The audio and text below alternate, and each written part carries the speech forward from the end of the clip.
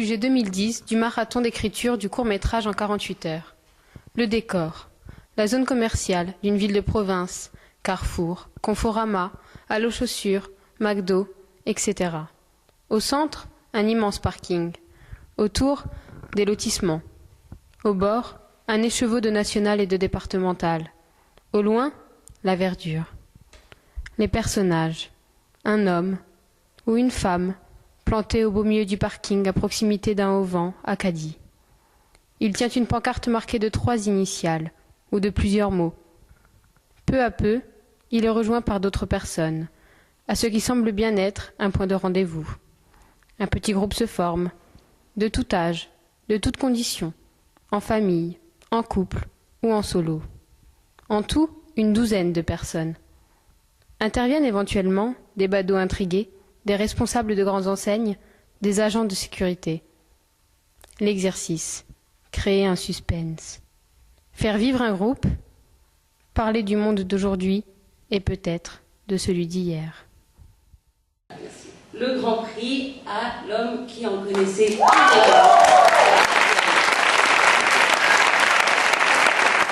trouve que vous avez su respecter, vous éloigner, enrichir, amuser ce pitch, quoi, qui effectivement pouvait être un peu coinçant, et en inventant un dispositif original et un univers drôle et personnel. Voilà, ma jeune fille.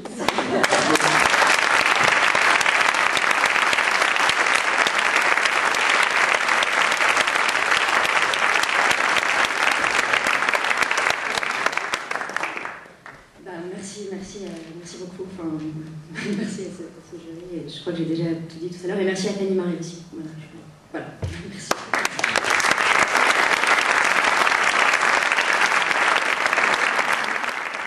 Donc on va vous lire L'homme qui en connaissait un rayon, écrit par Alice Diane. Séquence 1, intérieur jour, grand magasin, meubles et objets, section chambre. La pièce est plongée dans une semi-pénombre. Le soleil pointe à peine son nez. Quelques rayons traversent la baie vitrée et éclairent le visage endormi de M. Béranger. Son visage pâle et émacié est sillonné par de nombreuses rides qui révèlent un âge avancé. M. Béranger dort dans un lit flambant neuf, vêtu de son pyjama rayé bleu et blanc, semblable à celui des prisonniers. Il ouvre un œil, puis deux, se redresse lentement et attrape ses lunettes de vue, posées sur une table de chevet aux couleurs assorties à celles du lit.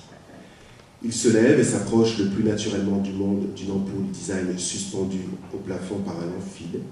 M. Béranger se saisit du fil électrique et l'enroule autour de son cou pour se pendre.